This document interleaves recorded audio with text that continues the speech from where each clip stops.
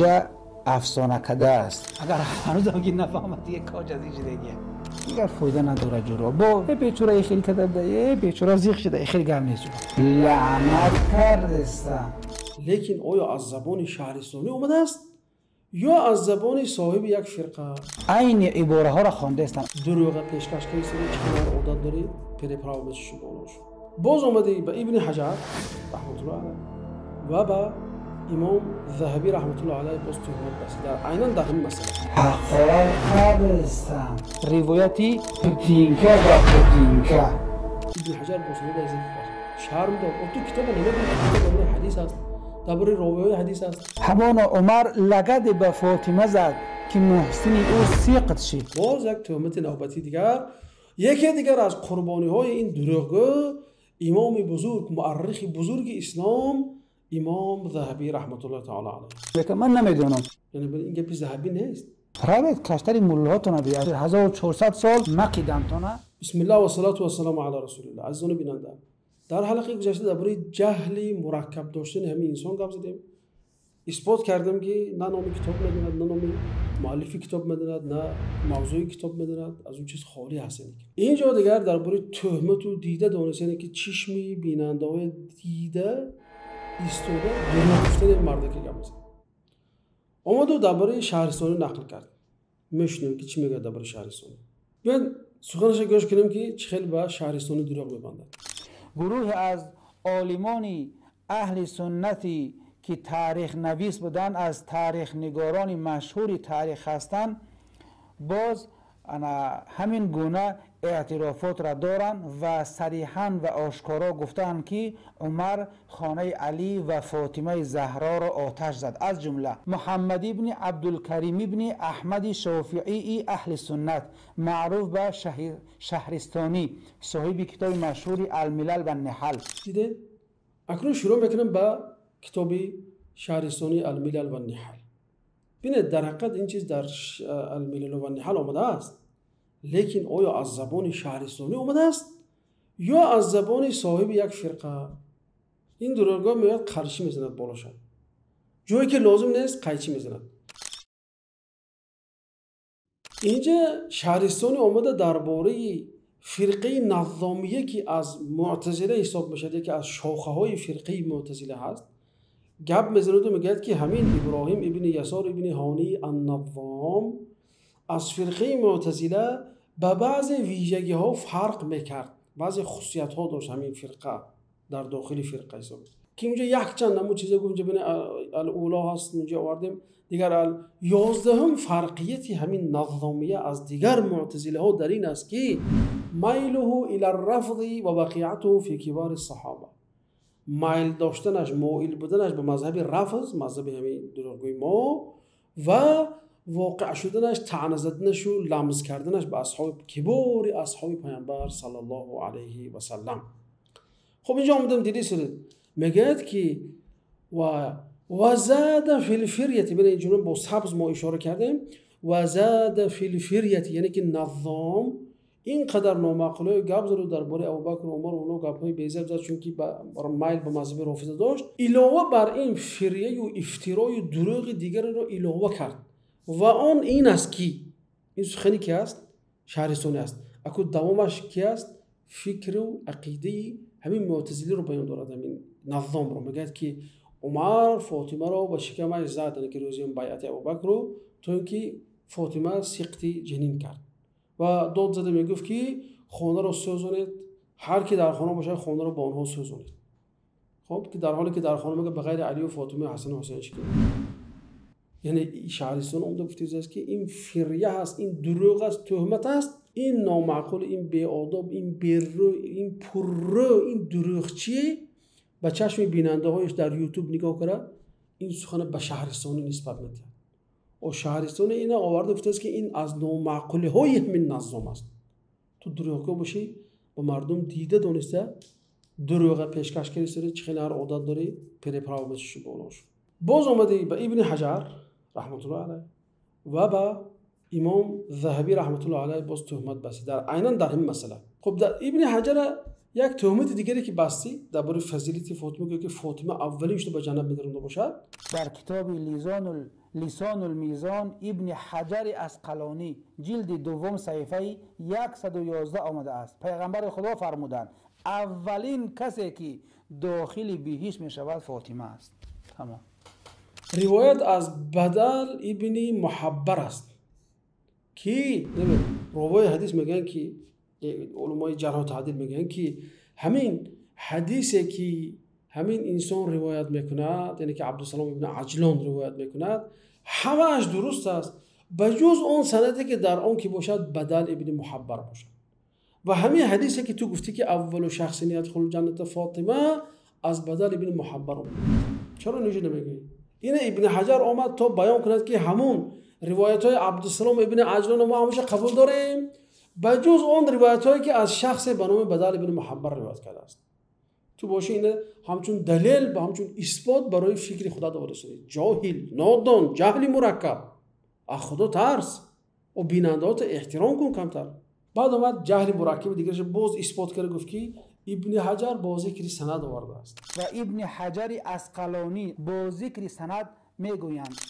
این کتاب برای تو کتاب حدیث است که ذکر سند کنه برای تو.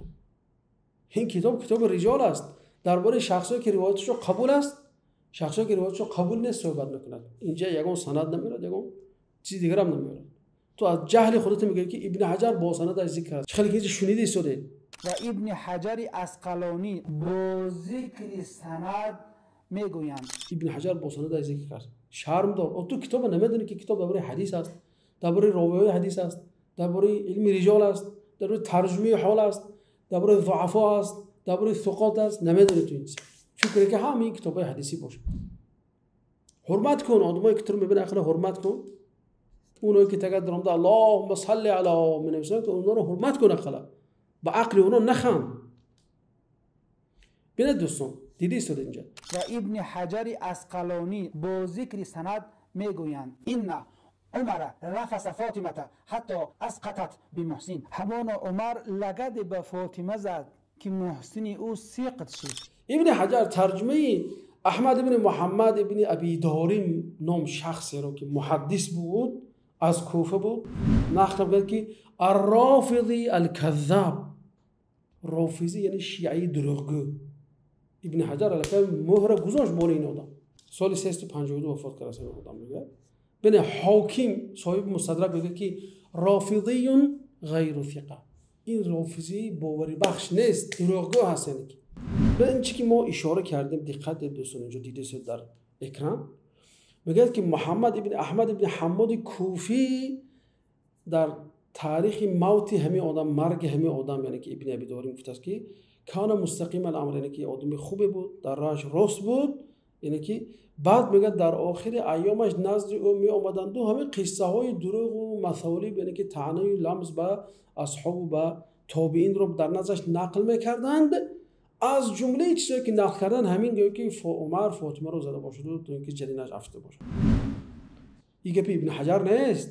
این گپی محمد ابن احمد ابن حماد کوفی است که ابن حجر از اون نقل میکند و نقل میکنه که در نزد همین آدم همین چیز میخوندن و برای اینکه همین چیزا رو میخوندند این آدم ترک کردن، حدیث دیگه قبول نکردن، چون که همین دروغ رو تصدیق کرد و عدالتش ساقط شد. تو باشی دجال دروغگو میآیو اینجا نسبت میدی به ابن حجر رحمت الله علیه. و ابن حجر اسقلانی با ذکر سند میگویند همان عمر لگد به فاطمه زد که محسن او سقط شد. برای اینکه تو دروغت رو گذرونی، صنعت بلند دروغگویی خودت استفاده بری و همین چیزا حرکت کردی با ابن حجر نسبت تو ابن حجر قربانی همین دروغگویی خودت کنی، فقط برای خودت همین دروغ اثبات کردن. من نمیگم ابن حجر اسقلانی از دانشمندان بزرگ اهل سنت هست. تو نمیگویی کی میگوید؟ شمس الدین ذهبی نقل دارد. ذهبی میگوید؟ تاریخ نگاران مشهور اهل سنت و ابن حجر اسقلانی از نویسندگان مشهور اهل سنت با ذکر سند میگویند این عمر رفس فاطمه حتی اسقطت بمحسن. همان عمر لگد به فاطمه زد که محسن او سقط شد. من نمیگم، شمس الدین ذهبی نقل داره. امام ذهبی پیشوای اهل سنت هست. ذهبی میگه؟ خب میبینیم که ذهبی چی میگه؟ ببینید دوستان باز یک تهمت نوبتی دیگر. یکی دیگر از قربانی های این دروغگو امام بزرگ مورخ بزرگ اسلام امام ذهبی رحمت الله تعالی علیه است. میگه که در سیر اعلام النبلا آورده است، در کتاب میزان الاعتدال آورده است. ببینید در ترجمه ابن ابی داریم آورده است. ذهبی را میگه که الکوفی الشیعی محدث الکوفه، کوفگی است، شیعه هست میگه. خب بعد میگه که کان موصوفا بالحفظ، میگه انسان با حفظ وصف میشد، یعنی که انسان حفظ و ذاکرش خوبه بود. الا انه يترفض، مگر اینکه انسان رافضی بود. و قد الف فی الحط على بعض الصحابه، بعضی کتاب‌های تألیف کرد که در اون صحابه رو طعنه میزنه.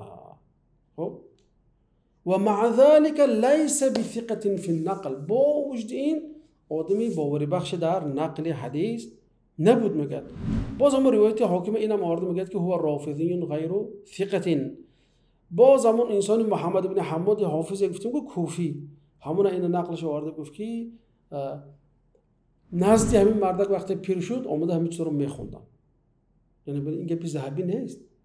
ذهبی از محمد بن حماد حافظ نقل دارد که همین ابن ابی داریم انسان اول انسان خوبه بود، بعد در آخر از خود رفت، از راه بیراه شد و در نزد او چیزهای یعنی که افسانه های خونده میشد، مثل از افسانه کده میفساز. اینجا افسانه کده است، گویا که عمر فاطمه را زده باشد. و در آخر هم شیخ ذهبی گفتن که شیخ ضال، این مردکی گمراه است. این چنین از میزان الاعتدال آورده که شما اینجا استیدی شده برادر، عیناً همین چیز نقل کرده شده است. لیکن این مردک دروغگو، این شخص دروغگو و دروغ باف صنعتی عالی دروغگو رو دارا هست، نشرمیده، رنگش دیگر نشده، پینکش ویران نشده و مردم تاجیک معلومات های دروغ رو پیشکش کرده ایستاده است. خب و اینجا میزان اعتدال هم دیدید که عیناً همین روایت را روایت کرده ایستاده است. اما این مردک باشد چی دروغ میبندد. و از بیسوادی خودش ابن حجر چی آورده گفت که در حدیث 824 یا در کتاب لیسان المیزان ابن حجر اسقلانی حدیث 824. و تو کتاب نمیدونی این کتاب درباره چی گپ زده ایستاده نمیدونی. تو فقط همون کلانکه رایفپور هستی که هر چی نقل میکند برای دیگران میرسونی با چیزا. و راست میگه دروغ میگه، چغری میخواد نه چغری میخواد، برای تو فرق نداره. تو همون میگیری به مردم پیشکش میکنی، هم موضوعش هم خم میگیری کپی میکنی به مردم پیشکش میکنی. باز میگه که من سانتی به سانتی تحلیل میکنم. از خودم نقل نکردم، سانتی به سانتی دلیل آوردم. سانتی به سانتی تامین است. یک کاج از این دیگه. یک سوال دیگر است که تو هم سوالا گذاشتی. این سوال تو از اون کوچوندی، از اون پیرت. چه گفتم کلانکش هستی تو. قبر بیبی کجاست؟ چرا قبر بیبی مخفی است؟ راستی چرا قبر حضرت مشخص نیست؟ قبر بیبی چرا مخفی است؟ چرا وصیت کرد که در نماز جنازه او آنها شرکت نکنند؟ یعنی مگر قبر چیزی است که انسان گرد و کیسه‌اش بجا کند که مخفی شود بچه؟ یعنی که اگر روایت‌ها نظر کنیم میگه که اسما بنت امیس که زن ابوبکر بود فاطمه رو کسلبانی میکرد. کسلبانی فاطمه همین زن بود. میبرمد یاردم میکرد فاطمه رو برای خستن و شستن و اینا. و تا حتی صاحب سرش هم همین بود. بسیار چرا برای اسما بنت امیس میگفت که زن ابوبکر است. بینه وقتی که زنک از خانه براید شوهرش میپرسد یا نه؟ گرچه که خانه ابوبکر و علی به هم نزدیک بود. میپرسد میگه من شوهر میگه کجا میری؟ هم میگه من خانه علی میرم یا خانه فاطمه میرم، فاطمه بیمار است. یعنی ابوبکر خبردار بود. غیر از این روایت‌های چی سنی میگه که اسما بنت امیس فاطمه رو شستگی از غسل داده از اون وقتی که وفات کرد. و شبانه میگه گور کردن. وقتی شبانه گور کردن اسما بنت امیس وقتی شب از پیش شوهرش بیرون رفت و شوهر نمیپرسه که تو کجا میری؟ نصف شب کجا رفته ایستادی؟ البته که یقینا ابوبکر خبر داشت توسط زنی خودش اسما بنت امیس. این حدس نیست، این مثال چیگم خیال نیست بلکه انیق است که اونا این چیزا میدونستن که فاطمه بیمار است و شب وفات هم کرد، شب گور هم شد، ابوبکر خبر داشت. یعنی که بله نه اسما دروغ گفته میتونست نه به اجازه شوهر بیرون برام نمیتونست. معلوم که ابوبکر خبر داشت. یعنی اون زمان کوچه و لامپاش نبود. انسان‌ها مجبور بودن که وقتی فاطمه رو شبانه هم گل کنن گلخند بردارن تا اینکه قبر بینن. آخه تلفن نبود، سوئد نبود، الکتریک نبود، مردم چه میکردن؟ گلخند میبرشن برای خودشون. وقتی گلخند برداشتن و برآمدن خانه علی که در داخل در مسجد بود، برآمدگاهش به مسجد بیرون میبرد. از طرف شرقی خانه در نداشت، درش فقط از مسجد بود. اونجا کس نماز شب خونده شد، ممکن در مسجد اونجا اهل صفه شاید خوابیده بودن اونجا، نخود نفهمن که اونجا یک زنه مثلا جنازه‌اش رفته است. یعنی که یک چیزی که به عقل انسان غنج اصلا. یعنی که مدینه میروز مثل تهران مثلا 15 میلیون 20 میلیون اهالی نداشت. داشته باشد 10,000 12,000 شاید اهالی داشت. و خانه هم با هم دیگر چسبیده بودن. بعد اون علی وقتی فاطمه رو مثلا برد به کتفش برداشت بود، مگر تنهایی بود مثلا؟ نه، اونجا بود دیگه مردای بنی هاشم بودن که برای تابوت براشون یاردم بگیرن، که حداقل 4 مرد بود اونجا. این چین حسن و حسین بود اونجا 7 ساله 8 ساله بودن، شاید گریه کردن، آوازشون برآمد شاید. یعنی که تابوت گفتن که 4 نفر از 4 طرف میبردن. علی خونه‌اش گفتم روبروی خونه ابوبکر است، بجا کردنش هیچ امکان نداشت.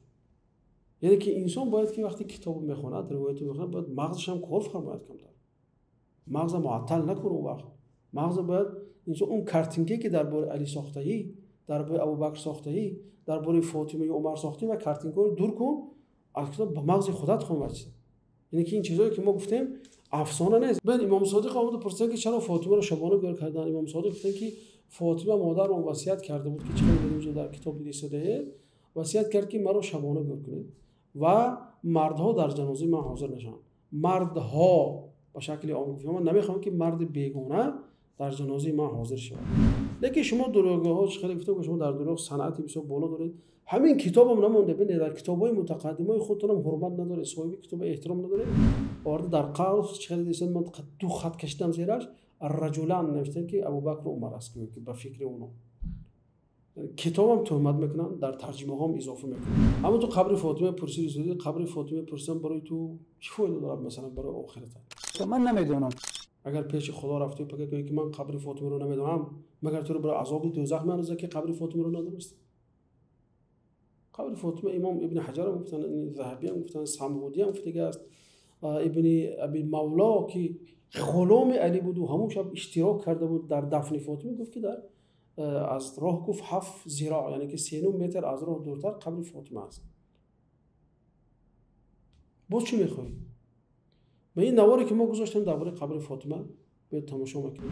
قبرستان بقیه است. اینجا قبر مادر ما فاطمه رضی الله تعالی عنها، دختر پیامبر صلی الله علیه و سلم است که در حقش پیامبر ما گفتند فاطمه بضعه منی، فاطمه پاره از تن من است. و در حدیث دیگر گفتند فاطمه سیده نساء اهل الجنه، فاطمه سروری زنهای اهل بهشت است. و این قبر دیگری که دید ایستاده قبر پسر فاطمه حسن ابن علی رضی الله تعالی عنه است که پیامبر در حقش گفتند خدای من این رو دوست می‌دارم، تو هم این رو دوست دار. و این 4 قبر دیگری که اینجا هست، قبر امام زین العابدین و امام باقر و امام جعفر صادق است. و یکی دیگر به روایت سر امام حسین رو نیز آورده اینجا گذراندند. خداوند از اهل بیت پیامبر راضی باشد و ما را از محبان اهل بیت پیامبر صلی الله علیه و سلم گرداند که کسی اهل بیت را دوست می‌دارد نشانه ایمانداریش است. خب همین بود دوستای عزیز، اونچه که می‌خواستم در این قسم دوم برای شما بگم. دیدید که چه انسان دروغگو است، چه به علمای اهل سنت تهمت کرد.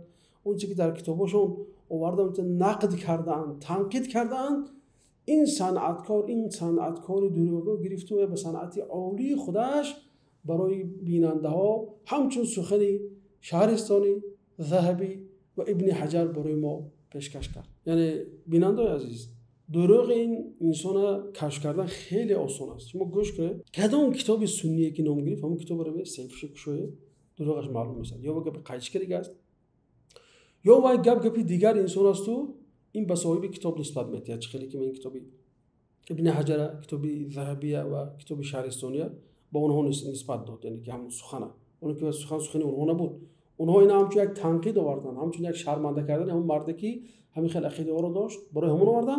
لیکن این صنعتی عالی و بلند دروغگویی خودش استفاده برده برای بیننده ها با پرپرو چاشیدن و با قلمفور دیگه فسان کرده پیشکش کرد که این سخن شهرستانی است، این سخن ذهبی است، این سخن ابن حجر است.